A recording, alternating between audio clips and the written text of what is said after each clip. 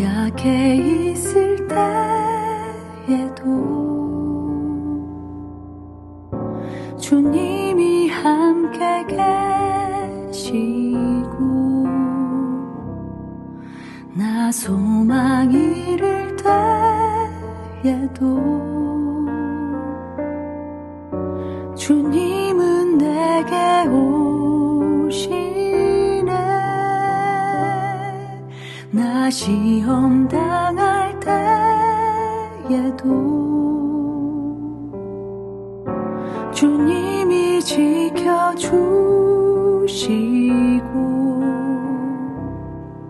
나 실망 당할 때에도 주님이 위로하시네.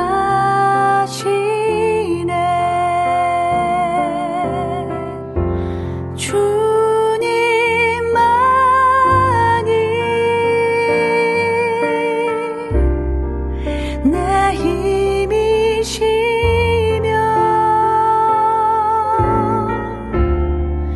오 주님만이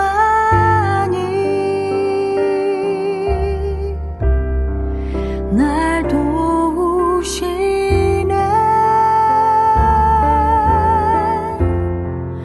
오 나의 주님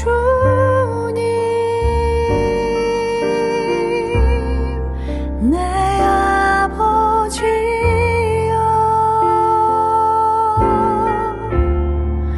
오 나의 주님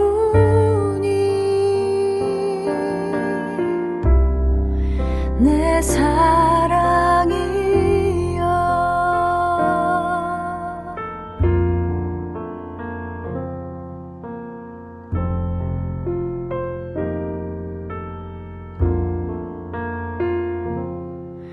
나 약해 있을 때에도 주님이 함께 계시고 나 소망 잃을 때에도 주님은 내게 오시네. 나 시험 당할 때에도 주님이 지켜주시고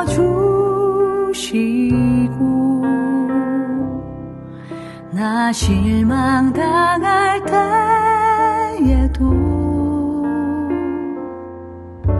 주님이 위로하시네.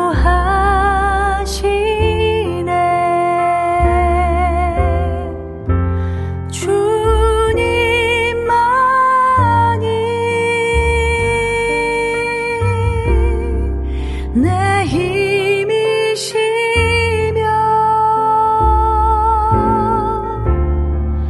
오 주님만이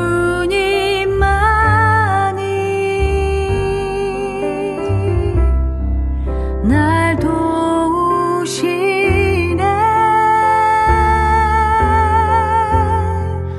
오 나의 주님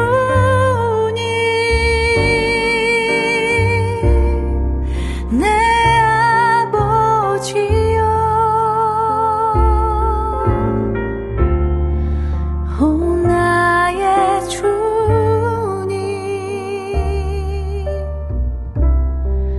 내 사랑이여.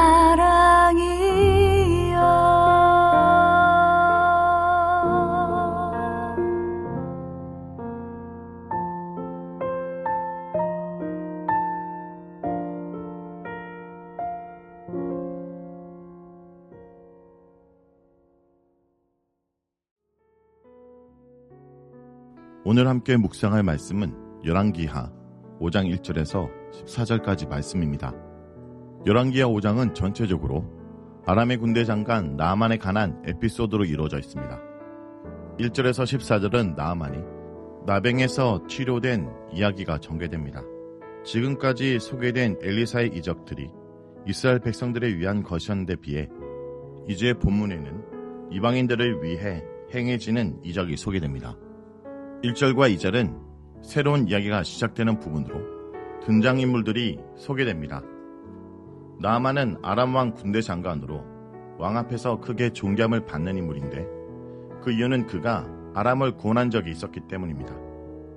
그런데 나아만이 아람을 구원한 것은 여호와께서 허락하셨기 때문이라고 1절은 말합니다. 이것은 하나님께서 이스라엘뿐만 아니라 온 열방을 다스리는 분이라는 것을 말합니다.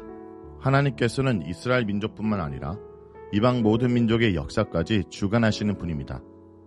나만 장군으로 하여금 전쟁에서 승리하여 아람을 구원케 하신 것이 하나님이라는 사실은 이스라엘 민족이든지 이방 민족이든지 성도이든지 불신자이든지 국가의 흥망성쇠와 개인의 생사복은 오로지 하나님께 달려있음을 보여줍니다. 자, 이렇게 용사이고 왕으로부터 존경을 받는 나아만 장군이었지만 그에게는 한 가지 문제가 있었습니다. 그것은 바로 나병 환자라는 것입니다. 이스라엘에서는 나병 환자가 사회에서 격리되었습니다.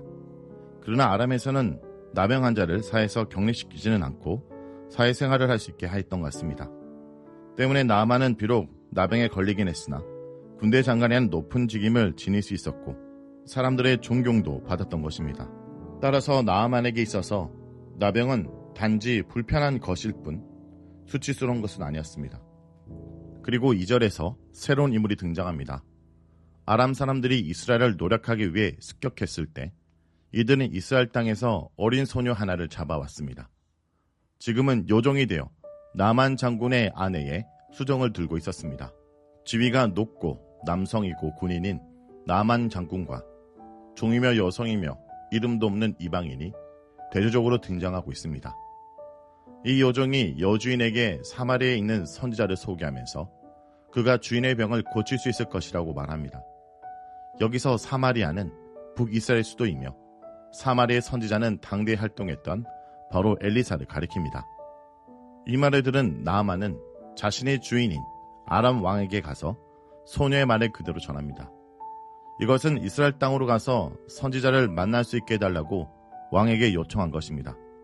그러자 아람 왕은 나만 장군이 공식적으로 이스라엘 땅으로 가서 선지자를 만날 수 있도록 친서를 써줍니다.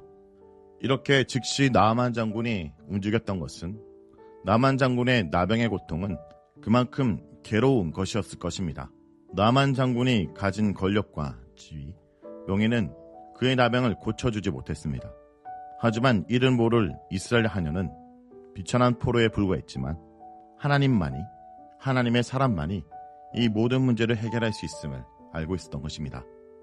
왕으로부터 이제 허락받은 나아만 장군은 은 10달란트와 금 6,000개와 의복 10벌을 가지고 이스라엘로 갑니다. 나아만이 가지고 간 예물의 양은 현재 단위로 볼 때 은이 340kg 정도, 금은 90kg 정도 됩니다. 나아만은 막대한 양의 예물을 준비하여 나아간 것입니다. 이것은 그만큼 나아만이 얼마나 간절하게 질병에 낫고 싶어하는지를 보여줍니다.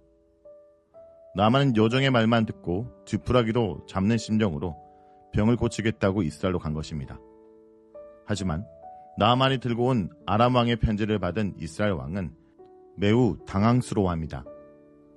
아람 왕이 나아만 장군의 나병을 고쳐주라고 쓴 편지를 본 이스라엘 왕은 옷을 찢으며 마치 큰 재앙이 닥친 것처럼 행동합니다. 이스라엘 왕은 아람 왕이 자신에게 직접 나아만의 병을 고쳐주라는 것으로 생각했기 때문입니다. 그는 아람 왕이 전쟁할 빌미를 찾기 위해 이런 터무니없는 서신을 보냈다고 말합니다. 즉 이스라엘 왕에게는 아람 왕의 선전포고로 보였던 것입니다. 그러나 8절에 이스라엘 왕이 아람 왕의 진위를 오해하고 옷을 찢으며 괴로워하겠다는 소식을 듣는 엘리사는 왕에게 사람을 보내어 그 사람을 자신에게 보내라고 말합니다. 여기서 엘리사에 대해 계속해서 하나님의 사람이라는 호칭이 붙여지고 있습니다. 이것은 왕의 오해와는 달리 나아만의 병은 왕이 아닌 하나님의 사람인 엘리사가 고칠 것을 암시하는 표현입니다. 그리고 엘리사도 나아만 장군을 자신에게 보내려고 한 이유를 이스라엘 중에 선지자가 있는 줄 알게 하기 위해서라고 말합니다. 여기서 선지자는 하나님의 살아계신 권능을 드러내는 사람이라는 의미로 사용되고 있습니다. 이 말을 들은 나아만 장군은 엘리사가 있는 곳으로 갑니다. 나만 장군은 말과 병거 등 많은 병력을 거느리고 마치 위협이나 하듯이 엘리사의 집 앞에 서게 됩니다. 이러한 모습은 이전에 그의 스승인 엘리야를 데리러 50명의 군사를 이끌고 온 50부장의 모습과 유사합니다. 하지만 엘리사는 이런 위협적인 모습을 상관하지 않고 사람을 보내어 나만 장군을 만나지도 않았는데 나만이 요단강에 몸을 7번 씻으면 피부가 원래대로 돌아와 깨끗하게 나을 것이라 말합니다. 하지만 이 말을 들은 나아만은 어이없어하며 화를 냈습니다. 나만 장군은 포로된 소녀의 정보를 듣고 즉각 행동으로 옮길 만큼 마음이 가난했지만 군대 장관의 격에 맞는 대접과 자기가 기대한 치유 방식을 포기할 만큼은 아니었습니다. 아무리 권력과 힘이 있다 할지라도 그의 병을 고칠 수 없다는 것은 하나님 앞에 그 또한 무력한 인간이며 연약한 존재임을 아직 미처 깨닫지 못하고 있는 것입니다. 나만 장군이 이렇게 화를 낸 이유는 두 가지입니다.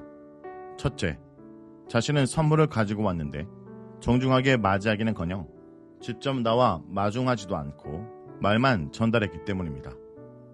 둘째는 엘리사가 어떤 죄의적 행위도 하지 않고 그냥 요단강에 7번 씻으라는 간단한 방법을 제시했기에 그가 생각했던 방식이 아니었던 것입니다. 이런 생각은 11절에서 12절에 나만 장군의 말에서도 드러납니다. 그는 자신이 생각하는 치유 방법, 즉 여호와의 이름을 부르며 상처 부위에 손을 대고 흔드는 등의 방법을 행해야 하는데 그렇지 않는다고 불평합니다. 나만이 말한 방법은 아마도 당시 이방 선지자들이 병을 고치는 방법이었을 것입니다. 이런 이유로 나만은 불같이 화를 내며 그것을 떠나려고 하였습니다. 나만은 아주 거창한 것을 기대하고 있었습니다. 자기를 하찮게 여기는 것에 대해 매우 기분 나빴고 그는 융숭한 대접을 받기 원했습니다. 그러나 그런 방식이 아니라 엘리사의 말에 순종했을 때 그가 완벽하게 회복된다는 것을 깨달아야 했던 것입니다. 하찮은 일 같지만 하나님께 순종할 때 자신에게도 유익이 돌아오는 것입니다. 이렇게 하가나 돌아가려는 나아만 장군을 종들이 만류합니다.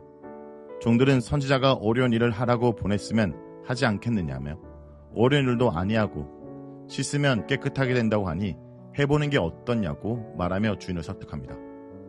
나만 장군은 종들의 말을 듣고 물로 내려가 하나님의 사람의 말대로 7번 물에 몸을 담궜습니다. 그리고 정말 엘리사의 말처럼 피부가 회복되었습니다.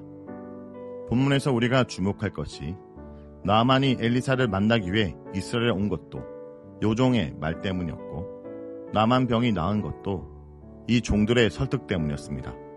본문에서 왕이나 나만 장군 같은 지위가 높은 사람들은 겉으로 드러난 상황만 보고 어리석은 판단을 하고 가장되게 행동합니다.